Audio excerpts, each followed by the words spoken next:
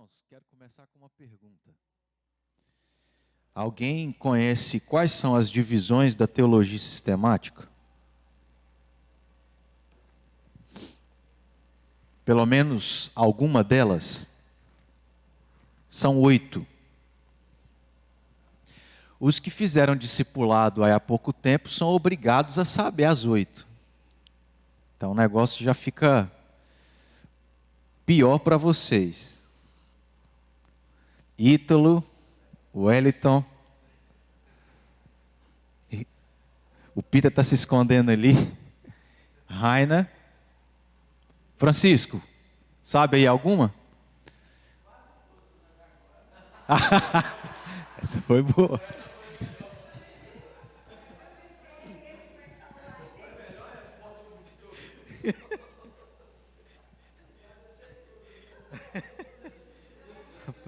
Essa aí eu vou usar.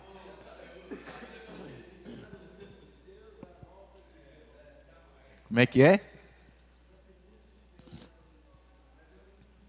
Tá, mas os atributos estão dentro de uma dessas divisões. Irmãos, em algum momento, eu creio que já mencionei algo nesse sentido, algo sobre isto, a teologia sistemática. O que é teologia? É o estudo sobre Deus. E o que a gente pode estudar sobre Deus, sendo Deus quem é? Nós só podemos estudar sobre Deus, sendo quem Ele é, se Ele se revelar. Então, quando a gente fala sobre teologia, a gente está falando sobre o estudo das Escrituras, que é o único lugar aonde Deus se revelou. De maneira que, se há algo que Deus não revelou a respeito dele, e com certeza há uma infinidade, literalmente, há uma infinidade de coisas que Deus não se revelou, isso nós nunca vamos saber se Deus não se revelar para nós. Então eu quero ir por parte para que os irmãos entendam que quando a gente fala sobre teologia sistemática, nós estamos falando sobre o estudo das Escrituras, que a gente pode chamar de doutrina, que a gente pode chamar de teologia, etc. Mas o que diz respeito à teologia sistemática? A gente entendeu o que é teologia, mas o que significa ser sistematizada? Bom, quando você lê a sua Bíblia, e eu creio que os irmãos aqui, todos já leram a Bíblia de Gênesis a Apocalipse, toda ela, amém? Se você já leu toda a Bíblia, você, ou parte dela, você percebeu que, basicamente, a história é um registro cronológico. É um registro dos eventos como acontece na nossa vida. Hoje você acordou, talvez cansado, você tomou seu café, você teve que já trabalhar suas emoções porque você queria ficar mais tempo dormindo, porque talvez os seus filhos já acordaram e te fizeram perder a paciência, você teve que exercitar a paciência, você veio de casa para cá, de carro ou a pé, alguma coisa aconteceu na rua, um carro te fechou, sei lá, você saiu atrasado, o semáforo fechou, você queria que ele tivesse ficado aberto, etc, etc.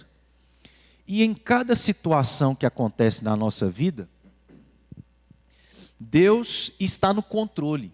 Deus permite essas coisas acontecerem e uma coisa acontece de maneira prática, que absolutamente tudo coopera para o nosso bem. Ou seja, em cada circunstância que acontece na nossa vida, Deus está nos ensinando algo.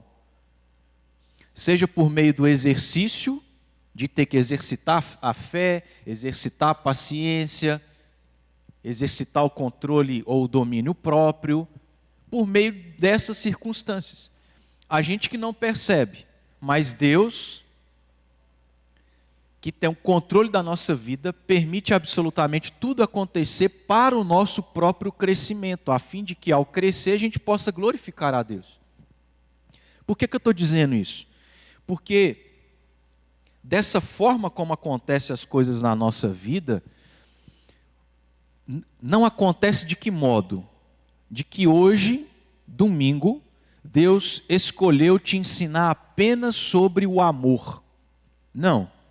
Várias coisas vão acontecer aonde eu vou ser exercitado a aprender a amar, a ter paciência, a confiar em Deus. Ou seja, ao longo de um dia, várias coisas acontecem sobre vários assuntos que a gente pode aprender.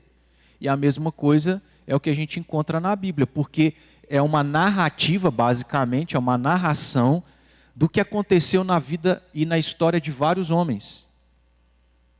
De modo que, eu estou dizendo tudo isso para que os irmãos entendam que, basicamente, a Bíblia é uma história cronológica, ela não é uma história dividida por assuntos teológicos.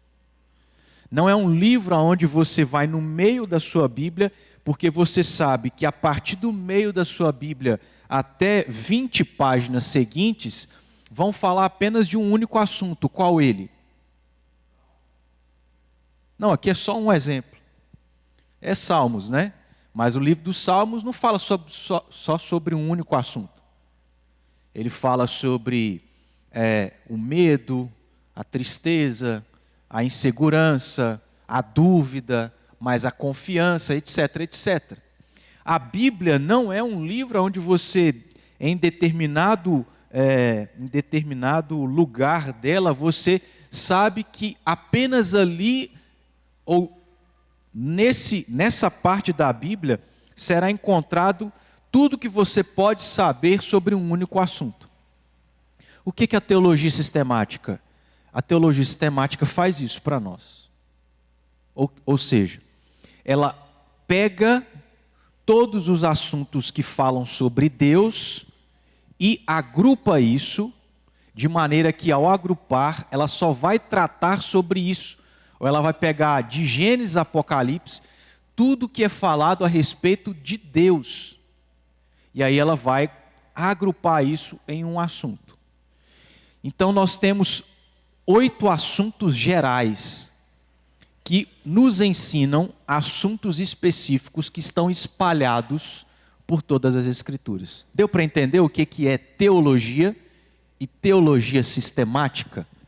Teologia fala sobre Deus. A sistematização é a organização, o agrupamento desses ensinos ou dessas verdades que Deus revela na sua palavra. Se não me engano, é exatamente isso que eu, em algum momento, já havia explicado para os irmãos, mas é importante a gente falar para quem não ouviu e falar para quem se esqueceu aí, então é importante para relembrar.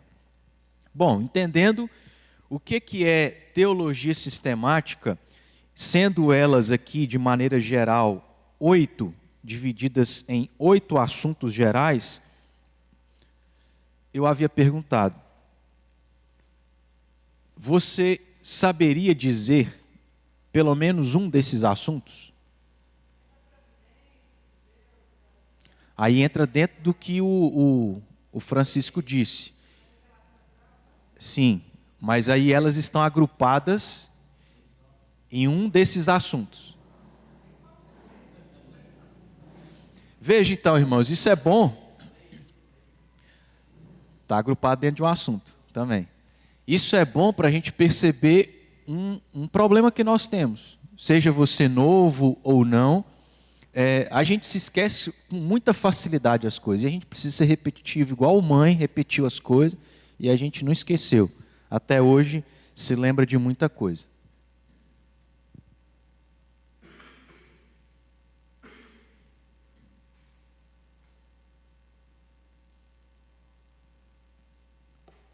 A primeira desses assuntos é uma que na hora que eu falar vocês vão lembrar. Que chama prolegômena. Não? Certeza? Prolegômenas. Já ouviu essa palavra em algum momento da sua vida? Palavra estranha que a gente não tem o hábito de ouvir.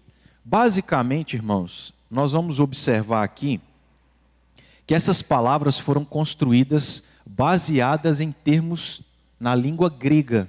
Por isso que são estranhas, a maioria delas. Como, por exemplo, prolegômena, que é construída aí por meio de duas palavras gregas. Pro, que é antes, e legômena, que vem da palavra logos. Alguém sabe o que significa logos em grego? Está lá em João, capítulo 1. Como é que começa o texto de João 1? Isto, ou seja, palavra. Logos significa palavra em grego. Então, o que significa prolegômena? São as coisas que são ditas antes. São assuntos introdutórios. São assuntos que vêm antes de outros, obviamente. Mas essa ideia, são assuntos preliminares, são assuntos assim, iniciais, introdutórios, certo? Então nós temos algumas coisas, como por exemplo, foi citado aqui, revelação, né, que é a palavra de Deus, a maneira como ela foi revelada. A gente não vai aqui detalhar cada uma dessas coisas para a gente não deixar de aproveitar o nosso tempo para aquilo que é o nosso interesse, que é o quê? Eu havia adiantado para os irmãos, se não me engano, há 2 domingos atrás, que nós abrimos um parênteses para falar de alguns assuntos gerais e deixamos de tratar sobre o assunto do ano, que é esse que os irmãos estão vendo aqui, atrás de mim. Então, havia adiantado que a partir desse mês a gente retomaria o assunto sobre igreja. Então, é sobre isso que a gente vai ter como foco aqui. Eu só estou dando para os irmãos uma visão geral para que seja proveitoso, para que os irmãos aprendam também. Então, nós temos 8. Já tratamos de uma, que se chama prolegômena, que significa coisas introdutórias preliminares, assuntos nesse sentido.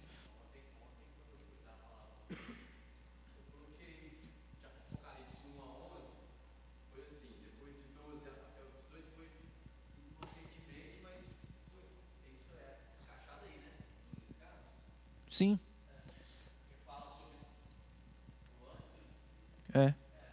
Sim. Dá para prolegômena. Pro, que é antes, legômena, que é palavra, assuntos. O segundo grande grupo, além de prolegômena, é o chamado teontologia. Então não é teologia, são coisas diferentes. É teontologia. E aí dá para a gente descobrir, dá para a gente responder que pelo menos 2 coisas que não são difíceis de saber. Essa palavra teontologia é construída por 3 termos: tel, on e logia. O que é tel? Essa aí os irmãos têm que saber. Ou teos. Isso. Tem umas crianças que até recebem esse nome, né? Tel. Tem relação com esse termo grego que significa Deus. O ontô, eu acho que é mais difícil, mas o logia não é difícil. O que seria logia ou logia? Isso. Então, temos o estudo sobre Deus, mas a gente precisa entender o que é esse ontô, ou ontós, que é ser. Então, teontologia é o estudo sobre o ser de Deus. Esse é o segundo assunto. O terceiro é sobre antropologia, que seria o estudo sobre o quê? Sobre o quê? Sobre o homem, que vem lá de... Estou tentando lembrar daqueles termos lá sobre o homem, homo sapiens, mas enfim, acho que não... Não, mas não é o caso que não. Então, a antropologia é o terceiro assunto. O quarto assunto é sobre cristologia, que seria o estudo sobre Cristo. Depois vem soteriologia, que aí já é um pouquinho mais difícil, né? Sotério tem a ver com salvação, então é o estudo sobre a salvação. Aí depois vem um outro assunto que também é uma palavra estranha, que é pneumatologia. Quer acertar? Eu pago o almoço. Você não vale. Você falou que você não sabia. Tomou o remedinho dele, lembrou, né? Estudo sobre o Espírito Santo. Porque pneuma, em grego, significa sopro. E isso tem relação com o Espírito Santo. Então, estudo sobre o Espírito Santo. E aí nós temos o assunto que é do nosso interesse, que vai ser o assunto que nós vamos iniciar aqui e vamos demandar de um bom tempo para a gente poder extrair o máximo que a gente puder sobre isso, para a gente aprender, amadurecer e evoluir, que é sobre a eclesiologia. Eclésia é o termo grego para igreja. Então, o estudo sobre a igreja. E o último deles, nós estamos inclusive estudando aqui nas quintas-feiras. Quem sabe? Escatologia, estudo sobre as últimas coisas. Escatós, essa palavra grega para as últimas coisas. Então, irmãos, nós temos 8 assuntos gerais que são organizados nesses assuntos, olhando para toda a Escritura. Isso torna mais fácil para nós a compreensão daquilo que Deus revela. Aonde que você consegue um livro sobre essas divisões? Você encontra nas livrarias, se você procurar lá, Teologia Sistemática. Um autor que eu já indico é o Luiz Berkoff, mas é um assunto, às vezes, um pouco denso, mas é válido para os irmãos aí se aprofundarem um pouco mais nesses assuntos que foram organizados, já separados, facilitados para nós, para a gente não ter que fazer isso como foi o caso desses homens que fizeram no passado. Então, irmãos, o nosso interesse é estudar sobre a igreja.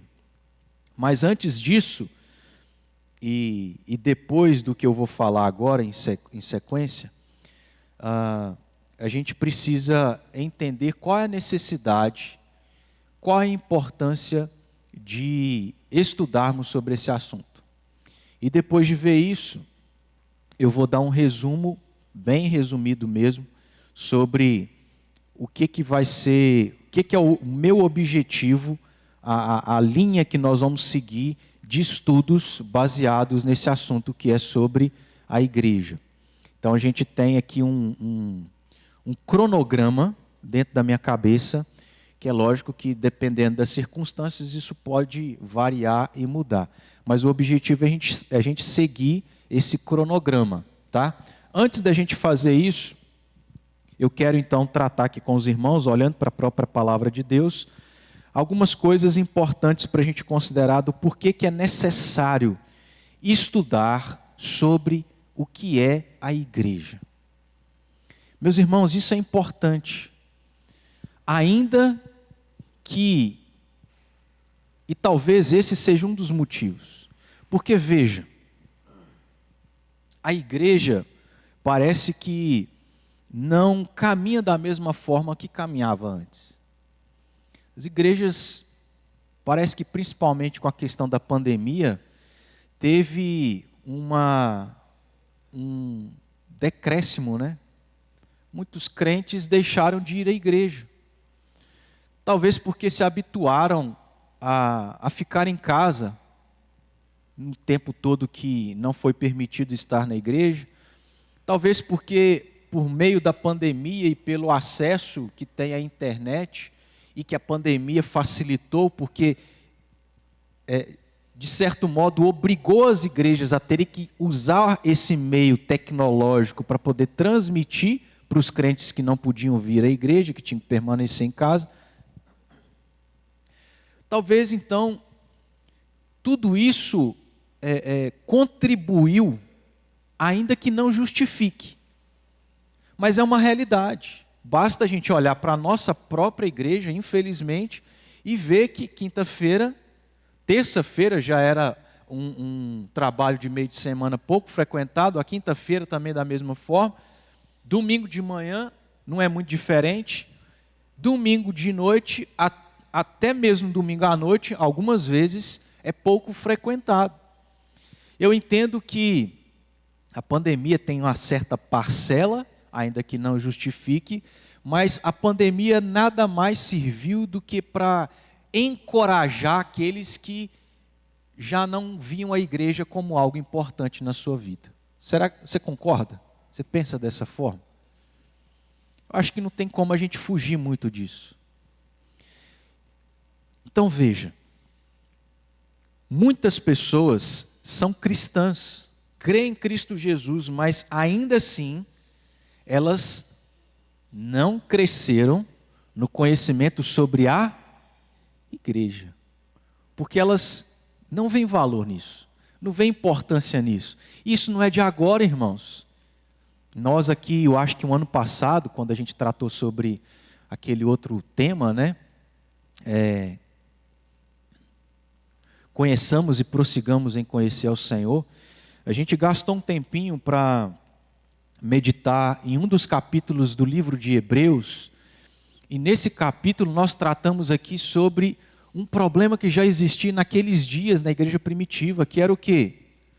Algo que o autor desse livro recomendou para aqueles crentes.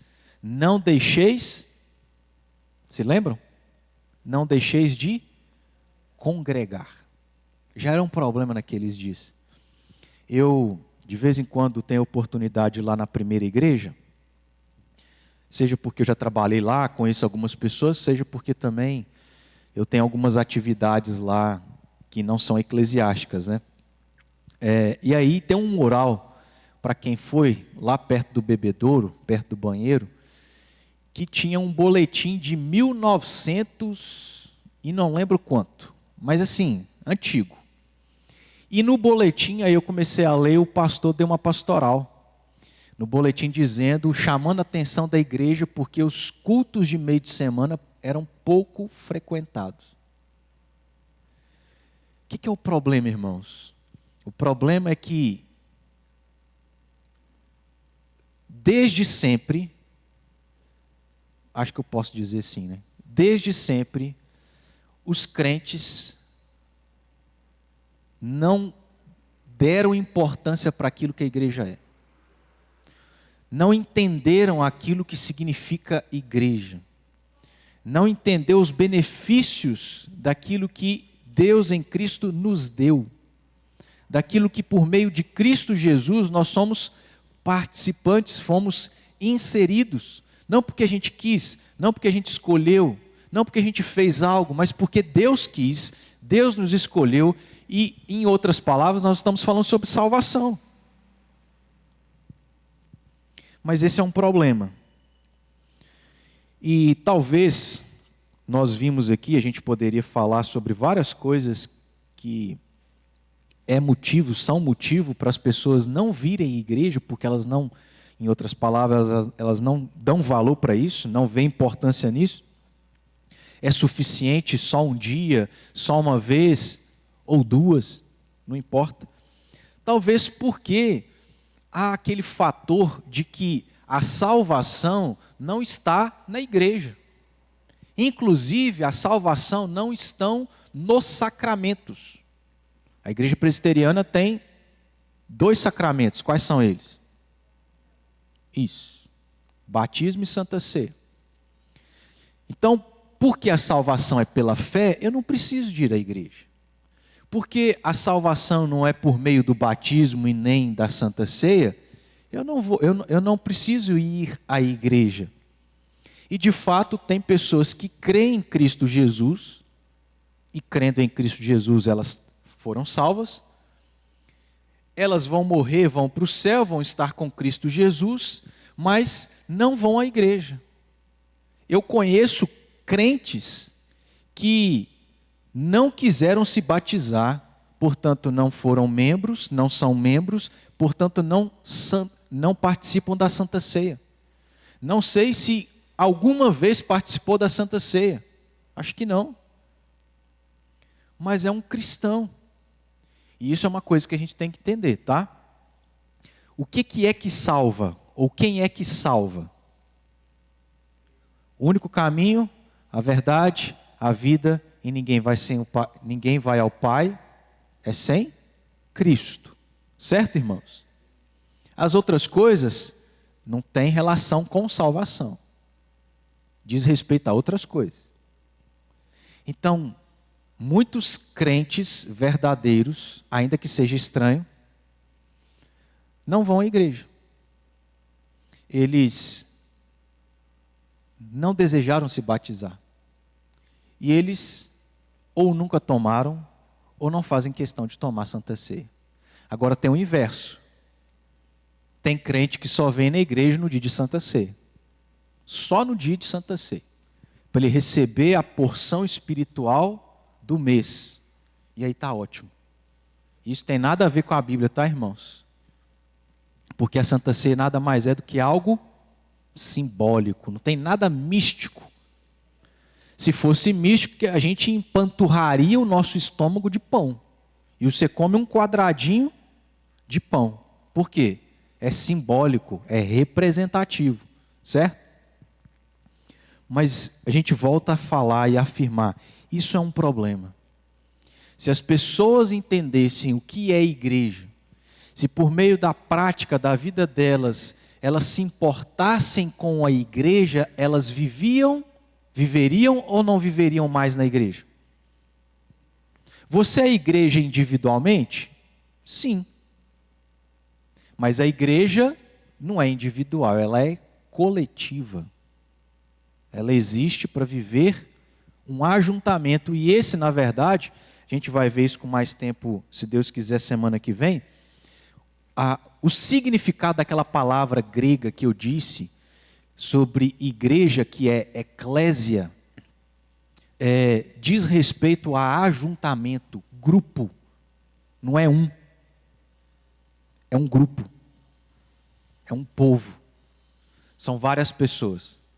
Então essa ideia de igreja sou eu em casa, vendo o Valdomiro, vendo o Hernandes, vendo, não sei, R.R. Soares, você escolhe aí, tem um punhado.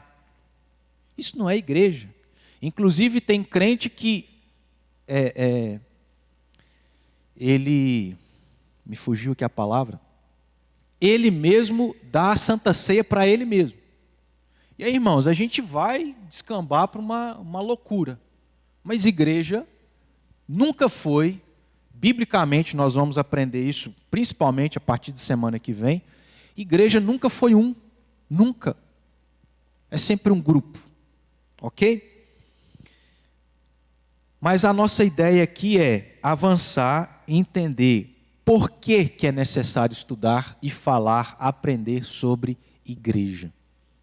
Porque ainda que isso não tenha a ver relação com salvação, não é isso que nos salva, de fato, não é igreja, não são sacramentos, ainda assim é importante, ainda assim é necessário por algumas razões. Vamos abrir em Mateus, capítulo 16, versículo 18. Só para questão de curiosidade, se você for no seu aplicativo da Bíblia, quantos aqui tem aplicativo da Bíblia? Levanta a mão aí, só para eu ver. Só? Achava que todos. Provavelmente no aplicativo da sua Bíblia, você tem lá aquela luneta, que é para você pesquisar. Se você for lá e colocar igreja, o primeiro texto que vai aparecer é esse. Mateus 16, 18. Que inclusive quem utiliza essa palavra é o próprio Jesus. Jesus está falando pela primeira vez que aparece nas Escrituras a palavra igreja. É Jesus quem está dizendo E ele está dizendo sobre aquilo que pertence a ele. Também eu te digo que tu és Pedro, e sobre esta pedra edificarei a minha igreja, e as portas do inferno não prevalecerão contra ela. O que Jesus está dizendo é que a igreja pertence a Ele. Ele é o dono, portanto, a origem da igreja está em Cristo Jesus, e Ele não passou, Ele não deixou de ter essa autoridade sobre a igreja. Continua sendo dele. Só antes, portanto, um dos argumentos, irmãos, do porquê que entender, falar sobre igreja é importante, porque a igreja é importante para Cristo. Ele a fundou. A origem está em Cristo Jesus. Como é que Cristo, sendo Deus, criou algo para existir que não é importante? Então começa aí, de entender que é importante para Cristo porque Ele fundou a igreja. Se é importante para Cristo porque Ele fundou a igreja, tem que ser importante para nós. Eu não posso pensar de que eu não preciso saber sobre isso, eu não preciso me envolver como igreja no sentido coletivo, certo? Porque Cristo diz: edificarei a minha igreja. Cristo a fundou. Fala, Pito.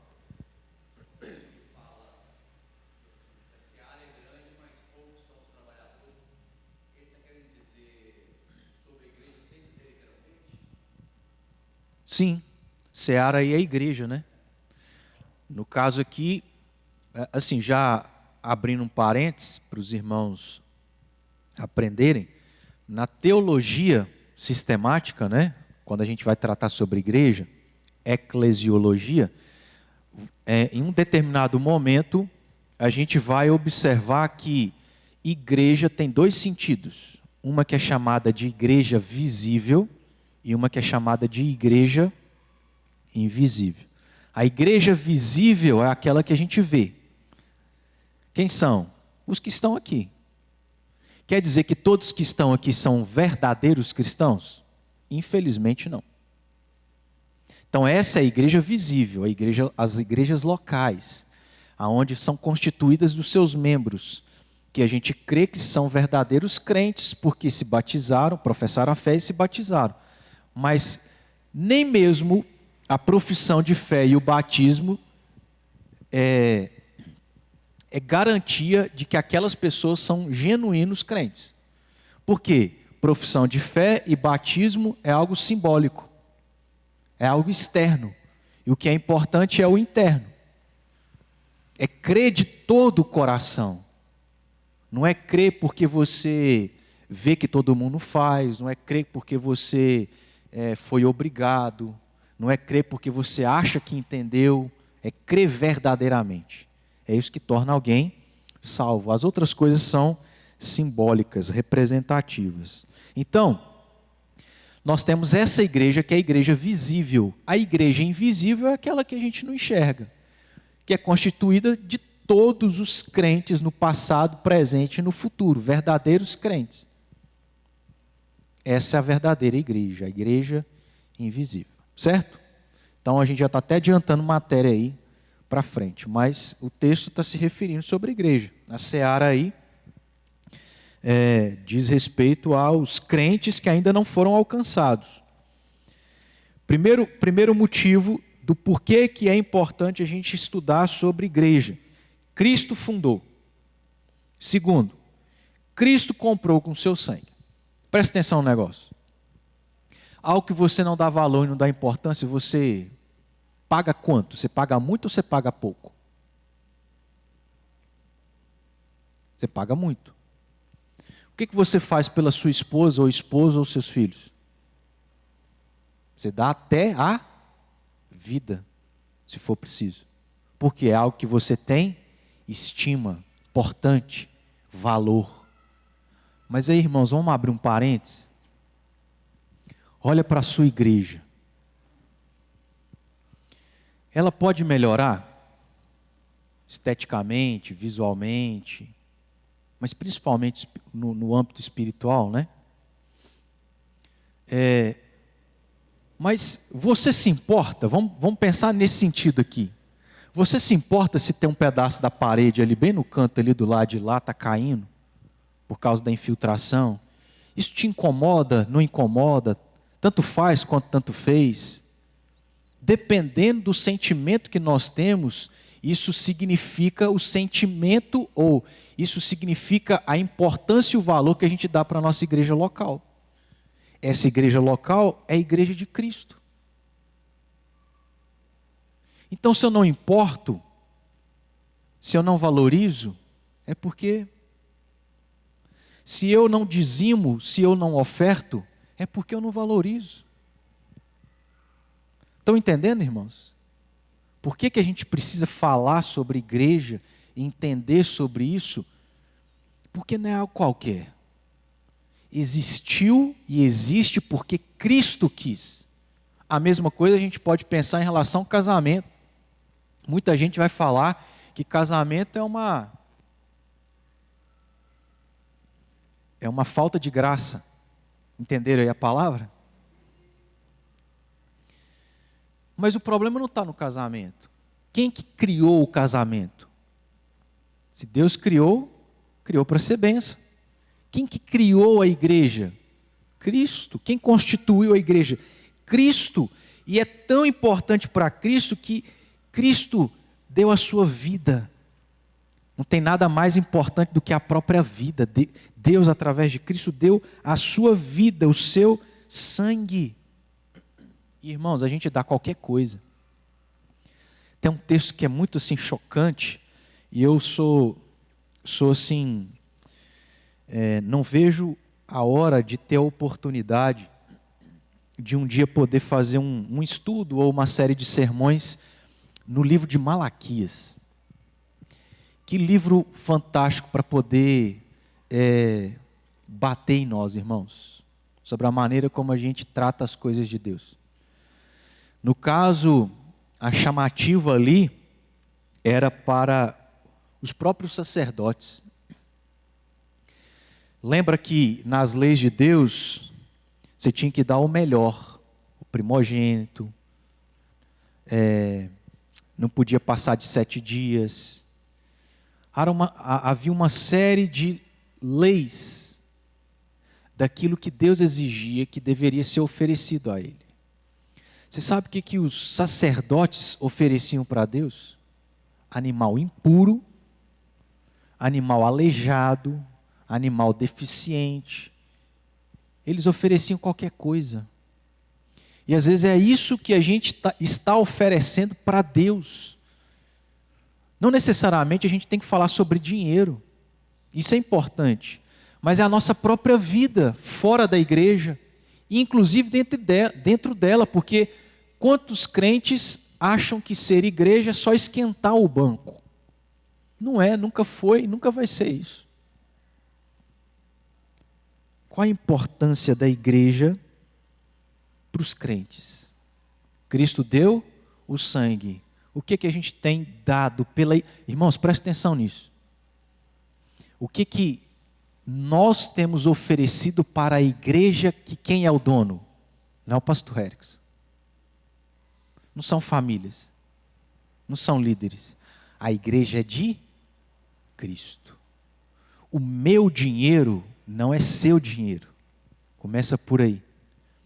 O seu dinheiro não é para fulano de tal. Não é para o dono da igreja tal. Não é para as famílias donas das igrejas tais. O seu dinheiro, a sua vida, o seu serviço é para Cristo. E isso é importante. Porque se a gente acha que a igreja não é de Cristo, você não faz nada. Porque você vai pensar, eu dar do meu dinheiro para a pessoa colocar no bolso dela, que inclusive, infelizmente, isso tem acontecido muito. Aí o que você faz? Eu não vou fazer.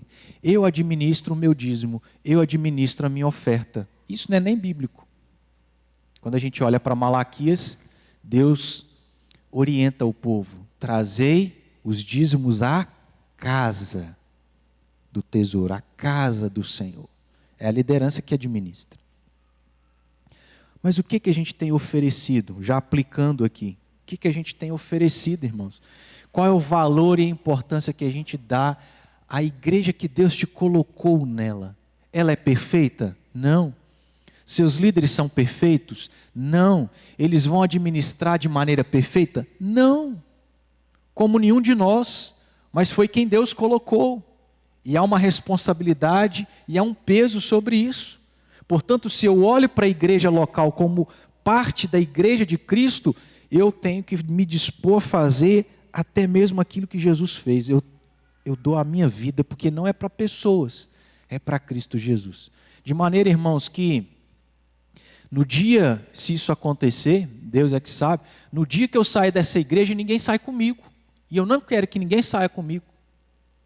Porque você não pode estar nessa igreja por causa de mim. Inclusive, se você tiver, você vai se frustrar, porque eu sou pecador, eu vou provavelmente errar em algum momento. Você tem que permanecer, porque a igreja é de Cristo Jesus. Segunda razão é essa. Terceira. Não li o texto, né? Atos 20, 28. Diz aí: atendei por vós e por todo o rebanho sobre o qual o Espírito Santo vos constituiu bispos, para pastoreardes a igreja de Deus, veja, a qual ele comprou com o seu próprio sangue. Terceira razão. Por que é importante falarmos sobre igreja? Porque Cristo se identifica intimamente com ela. Atos 9, 4.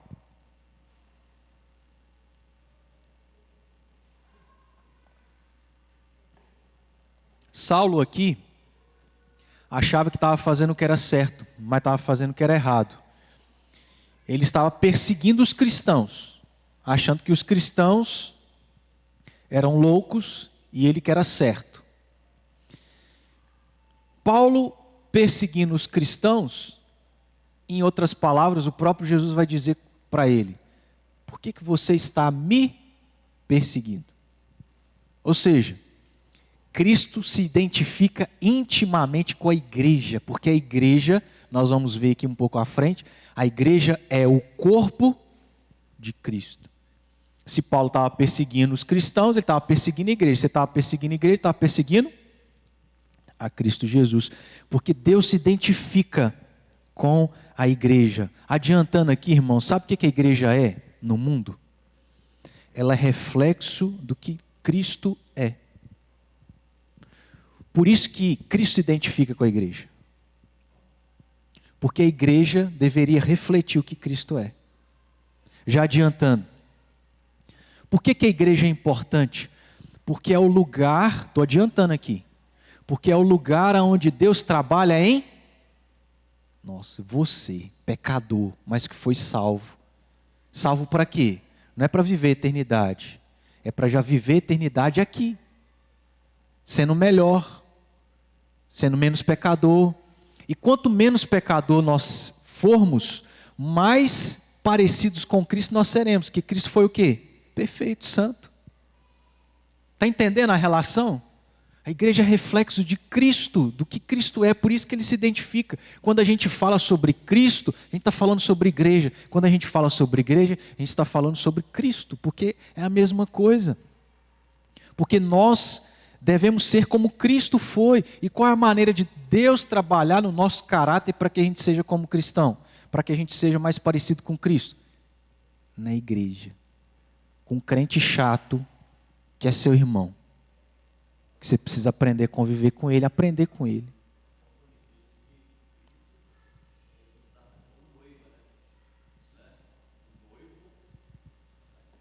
Tem palavra mais íntima do que essa? Além de tudo, noiva, esposa de Cristo. E aí o que você faz pela sua esposa? Você dá a vida, né? Mesmo sendo ela quem é, com os defeitos que tem. Se identifica intimamente com ela. eu havia adiantado, nós vamos ver isso agora. Uma outra razão, porque a igreja é o corpo de Cristo. A gente tem um texto clássico, que está lá em Coríntios, 1 Coríntios capítulo 12, a partir do versículo 12.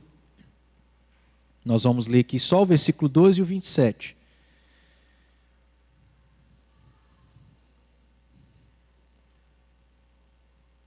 Primeiro Coríntios 12, 12 e 27. Porque assim como o corpo é um e tem muitos membros, e todos os membros, sendo muitos, constituem um só corpo, assim também com respeito a Cristo. Então há uma analogia aqui. Paulo dizendo, igreja é o corpo de Cristo. O corpo de Cristo é a igreja. 27. Ora, vós sois do corpo de Cristo, e individualmente membros desse corpo. Por que é importante nós estudarmos, aprendermos e falarmos sobre igreja? Porque igreja diz respeito a quem Cristo é. Diz respeito a Cristo, na verdade. Corpo de Cristo. Efésios 1, 22 e 23.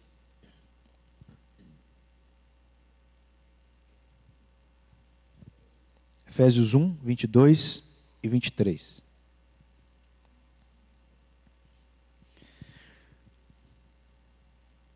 E pôs todas as coisas debaixo dos pés, e para ser o cabeça sobre todas as coisas, o deu à igreja, a qual é o seu corpo, a plenitude daquele que a tudo enche em todas as coisas. Capítulo 4, versículo 12.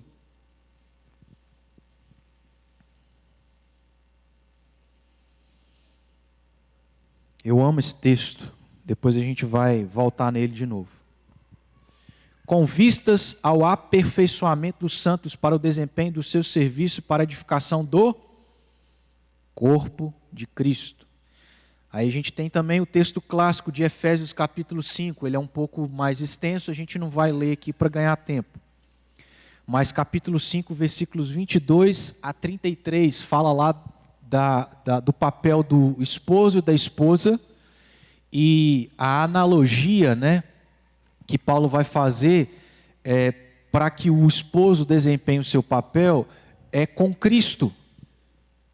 E com a esposa, o papel da esposa, a analogia é feita com a igreja. E nessa questão aí a gente consegue extrair essa ideia que a gente está vendo, que é sobre o corpo de Cristo. A igreja é o corpo de Cristo. Vamos para Colossenses capítulo 1, versículos 18 e 24.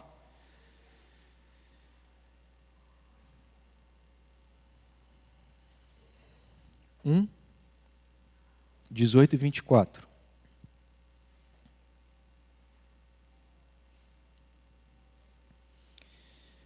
Ele é a cabeça do corpo da igreja, ele é o princípio, o primogênito de entre os mortos, para em todas as coisas ter a primazia. 24.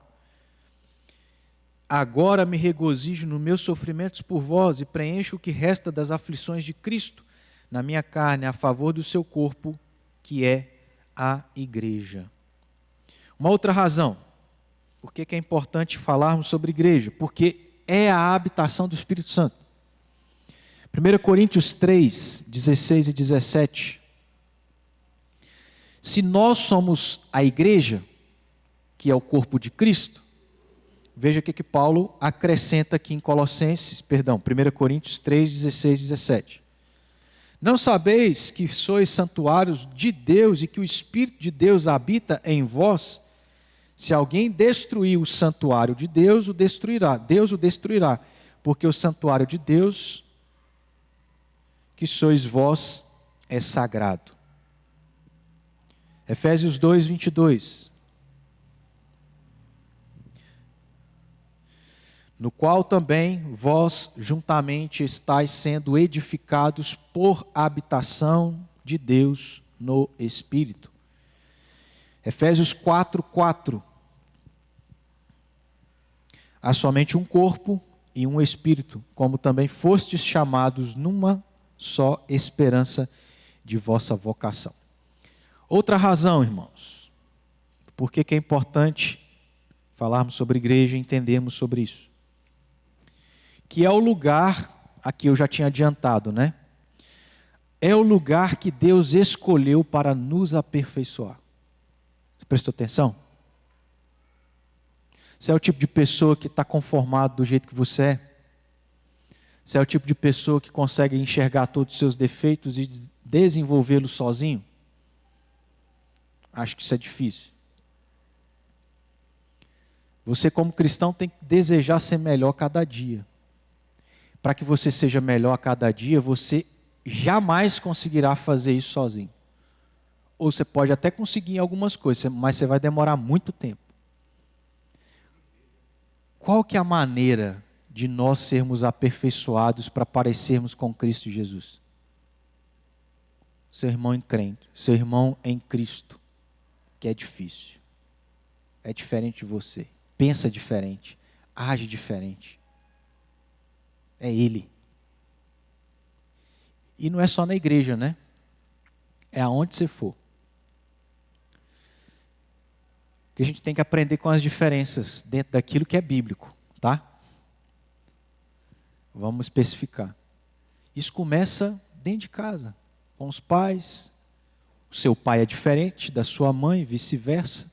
Seus irmãos são diferentes de você. Aí você tem que aprender isso quando você vai namorar, quando você vai noivar, quando você casa. Com os seus filhos, que são diferentes uns dos outros. Por aí vai. Nós somos aperfeiçoados na igreja, que é o lugar que Deus escolheu para isso. Vamos voltar aí para Efésios 4, que é o texto que eu gosto. Efésios 4, a partir do versículo 11. Eu vou ler rapidinho. Efésios 4, 11. E ele mesmo concedeu uns para apóstolos, outros para profetas, outros para evangelistas e outros para pastores e mestres. Então veja, dentro da própria igreja, não há um único dom, não há uma única habilidade, mas várias, que são distribuídas para pessoas diferentes umas das outras. Ou seja, a natureza do indivíduo, do ser humano e da própria igreja é uma natureza diversificada. Para que a gente aprenda uns com os outros. Versículo 12. Com vistas, ou seja, propósito de Deus ter feito o indivíduo, os seres humanos, a igreja, diferentes uns dos outros, foi para quê? Para o aperfeiçoamento dos santos. Para o quê? O desempenho do seu serviço. Para o que mais? A edificação do corpo de Cristo. Com qual finalidade? De que todos cheguemos à unidade da fé e do pleno conhecimento do Filho de Deus, à perfeita varonilidade, à medida da estatura da plenitude de Cristo. Em outras palavras, o que está dizendo? Está dizendo assim, as diferenças que existem dentro da igreja é para que você seja como Cristo. Nós nunca vamos ser como Cristo sozinhos, vivendo entre iguais, pessoas que pensam do mesmo jeito, fazem as mesmas coisas. É na diferença, irmãos. Versículo 14. Para que não mais sejamos como meninos, agitados de um lado para o outro, levados ao redor por todo vento de doutrina, pela artimanha dos homens, pela astúcia com que induzem ao erro. Ou seja, ele está dizendo assim, para que você, que é um pecador imaturo, que precisa desenvolver a sua maturidade, que começa a se tornar possível em Cristo, é somente por meio de crentes que são diferentes de você. Enquanto nós acharmos que a gente não precisa de igreja, que a gente não precisa conviver com gente chata e diferente de nós, nós seremos imaturos, mais pecadores, menos perfeitos. Está entendendo, irmãos? É uma coisa que você tem que insistir, porque não é natural. Você quer conviver com gente chata? Mas nunca. Só que Deus colocou o cara chato para te aperfeiçoar. Você fala rápido, você é agitado, Aí o seu irmão em Cristo é lento, devagar. Você dá uma equilibrada aí, ó. Está entendendo, irmãos? É uma questão lógica.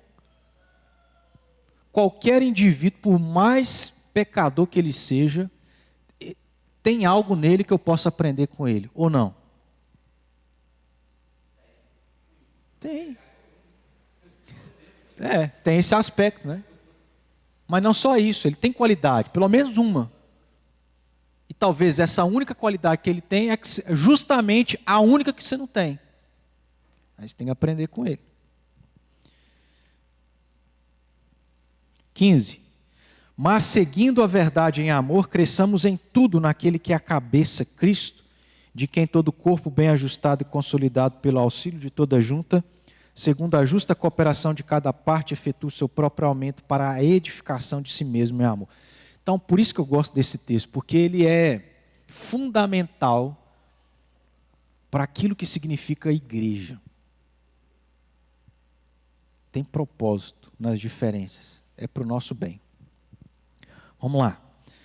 Uma outra razão, é por meio da igreja que o evangelho se torna visível. O mundo, irmãos, está em trevas. É por meio da igreja que recebeu a revelação, que é a palavra de Deus, que Cristo é o Senhor e Salvador. É por meio de nós que a igreja que está cega pode enxergar o que ela não consegue. João 13, 34 e 35, Jesus disse: novo mandamento vos dou, que vos ameis uns aos outros, assim como eu vos amei, que também vos ameis uns aos outros. Nisso conhecerão todos que sois meus discípulos, se tiverdes amor uns aos outros. Jesus está dizendo assim: vai e ame o que não é não crente, ou vai e ame o que é descrente. Ele está dizendo assim: como que as pessoas vão conhecer quem Cristo é? Não é amando eles, não é que não tem que amar, mas não começa neles, é amando uns, é amando o seu irmão em Cristo. Não é à toa, irmãos, que as pessoas olham para a igreja e falam assim: eu não quero ser cristão, porque eu olho para a vida do Erickson, olha a vida que ele tem. Se ser cristão é isso, eu não quero ser. Ele é igual eu, ou pior. Ele é pior do que eu, faz coisas piores que eu nem faço. E Paulo, numa certa feita, teve que escrever isso aos Coríntios, dizendo assim: o que é que vocês estão fazendo? O que vocês estão fazendo, nem o mundo lá fora faz. Que loucura é essa? Qual o testemunho? Como que a igreja vai ser vista como algo bom, se não transforma a nossa vida, se o nosso caráter não é parecido com o de Cristo Jesus? Se há brigas entre nós, se não há unidade entre nós. Então a igreja, é por meio dela que o evangelho se torna visível, amando uns aos outros, mostrando para o mundo aquilo que eles não conseguem fazer, nós em Cristo conseguimos, que é amar alguém que nos ofendeu. E, irmãos, a gente é tão imaturo que a gente vem para a igreja pensando assim: eu estou no paraíso, ninguém vai me frustrar. Até o momento que alguém te frustra. Aí você, como não sabia o que é a realidade da igreja, vai sair da igreja. Aqui vão acontecer essas coisas, infelizmente, mas aqui há restauração, o que não pode acontecer no mundo. Então, quando a gente vê cristãos que são disciplinados porque pecaram, mas são restaurados, são restaurados, irmãos, isso mostra que tem solução, que o impossível se torna possível. Para o mundo não. Para o mundo, acabou de casar, descobre que o cônjuge é isso, aquilo outro, fez isso, aquilo outro, já quer divorciar. Mas não. Deus nos leva a ir além para dizer sim, inclusive, se um cônjuge trair e adulterar, nem isso deveria ser motivo para divórcio. Por quê? O casamento do cristão é reflexo do relacionamento de Deus com o seu povo, de Cristo com a sua igreja, aonde o povo e a igreja de Cristo adultera o tempo todo E o que Deus faz? Divorcia? Ele mantém. Estou falando que é fácil, não estou entrando nesse caso. Mas vocês estão entendendo o que a igreja é para o mundo? Ela é aquilo que o mundo não consegue. Não há perdão para o mundo. Não há dar outra face, etc. Outra razão. A igreja é o principal instrumento para glorificar a Deus no mundo. Mateus 5, 14 a 16. Vós sois a luz do mundo. Não se pode esconder a cidade edificada sobre um monte, nem se acende uma candeia para colocá-la debaixo do alqueire, mas no velador, e alumia a todos os que se encontram na casa. Assim também brilhe a vossa luz diante dos homens. Preste atenção. O que é a igreja? A igreja é para brilhar a luz de Cristo diante do mundo, para que o mundo veja o quê? As boas obras. Por que é o crente que pode fazer boas obras? Porque ele foi capacitado em quem? Cristo. Sem Cristo, você só é mau, só faz coisa ruim, só faz o que é pecaminoso. Agora em Cristo não. Você tem esse sentimento, mas você é capacitado e ajudado pelo Espírito Santo, para que vejam as vossas boas obras e como resultado disso, o que aconteça? Glorifiquem a vosso Pai que estás no céu. Se eu não entendo isso, irmãos, eu não venho para a igreja. Se eu não entendo isso, eu não permaneço na igreja quando alguém me ofende, quando alguém faz algo que não deveria. Isso não deveria acontecer na igreja. Não deveria mesmo, mas acontece, porque a igreja é constituída de pecadores. Se eu entendo o que é a igreja, mesmo tendo sido frustrado por um cristão que não deveria ter feito algo errado, eu estou mostrando para o mundo o que a obra de Cristo faz na nossa vida, e dessa forma eles vão glorificar a Deus. Efésios 3:10, para que pela igreja a multiforme sabedoria de Deus se torne conhecida agora dos principados e potestades nos lugares celestiais. Uma última razão aqui. A igreja é um instrumento de Deus para levar o evangelho às nações e lhe trazer uma grande quantidade de pessoas redimidas. Uma coisa está relacionada com a outra aqui, né? Mateus 28, 19 e 20, é um texto que a gente conhece. Jesus disse: ide, portanto, fazer discípulos de todas as nações, batizando-os em nome do Pai, do Filho e do Espírito Santo, ensinando-os a guardar as coisas que vos tenho ordenado. E eis que estou convosco todos os dias até a consumação dos séculos. Lucas 24, 46 a 48, também diz aí: e lhes disse, assim está escrito, que o Cristo havia de padecer e ressuscitar dentre os mortos no terceiro dia. O que está acontecendo aqui é Cristo sendo pregado, e que em seu nome se pregasse arrependimento para a remissão de pecados. Esse é o conteúdo do evangelho. Começando de Jerusalém, vós sois testemunhas destas coisas. Cristo já dizendo para os discípulos: o que eu vim fazer é o evangelho, as boas novas, a salvação. Isso vocês testemunharam para que vocês preguem ao mundo, para que pessoas sejam alcançadas. E Atos 1:8, mas recebereis poder ao descer sobre vós o Espírito Santo, e sereis minhas testemunhas tanto em Jerusalém, como em toda a Judéia e Samaria e até os confins da terra. A gente já aplicou algumas coisas aqui, irmãos, mas outra que eu queria aplicar é: se você acha que igreja não é importante, eu não preciso estar aqui, eu não preciso servir aqui, eu não preciso contribuir assim, qualquer coisa que acontecer aqui, eu saio daqui. Se o pastor não me agradar, se não fizer minha vontade, se eu for disciplinado, eu saio daqui. Se essa é a nossa concepção, irmão, se igreja não é algo importante, você precisa rever o seu conceito. Precisa pensar se você é um verdadeiro cristão. Se você é imaturo no conhecimento sobre o que é igreja, ou você está crescendo, está evoluindo e amadurecendo.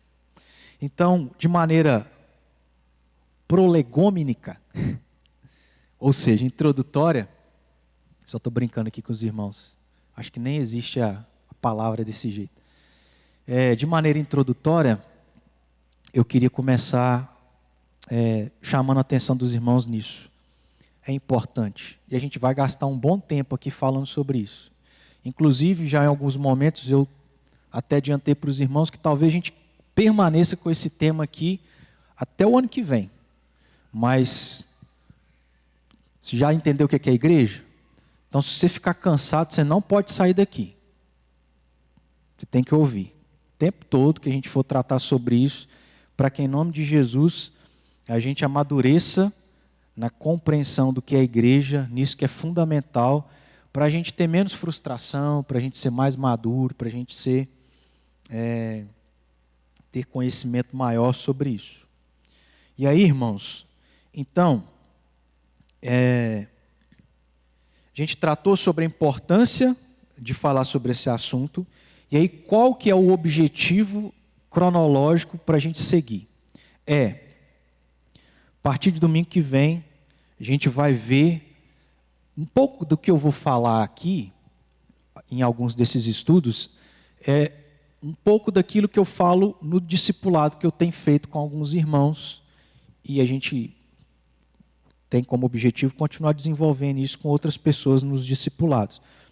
Mas eu quero também, de certo modo, discipular toda a igreja, os que já professaram a fé, porque é importante a gente, talvez, ou aprender coisas que não foram aprendidas, ou relembrar estas coisas. Mas aí, então, a gente vai ver que igreja, apesar de aparecer esse termo somente no Novo Testamento, igreja sempre existiu, inclusive no Antigo Testamento. E aí, nós vamos trabalhar aqui uma série de livros para a gente falar sobre esse assunto, ver a igreja no Novo Testamento a partir de Jesus. Talvez a gente até faça aqui um estudo um pouco mais corrido para a gente aproveitar mais o nosso tempo, de um estudo seriado no livro de Atos, que é o livro histórico que fala sobre a igreja primitiva. E aí depois a gente entra um pouco na história da igreja na Reforma, até a igreja presbiteriana aqui no nosso país, para a gente entender algumas coisas que são importantes, como, vez por outra, eu sempre tento assim chamar a atenção dos irmãos para essas coisas que às vezes a gente não aprendeu. Por exemplo, a nossa igreja, que é a igreja presbiteriana, é uma igreja que é reformada, calvinista, presbiteriana, que adotou os símbolos de fé de Westminster. O que a gente sabe sobre isso? O que significa ser uma igreja reformada? Por que somos? O que significa ser uma igreja calvinista? Por que somos? O que significa você ser membro dessa igreja, em outras palavras, ser presbiteriano? Sabe o que significa ser presbiteriano? Por que somos? Então, isso tudo que eu também quero trabalhar com os irmãos aqui, para a gente aprender. Tá joia, irmãos? Alguma pergunta? Alguma dúvida? Não? Vamos ficar de pé para a gente orar?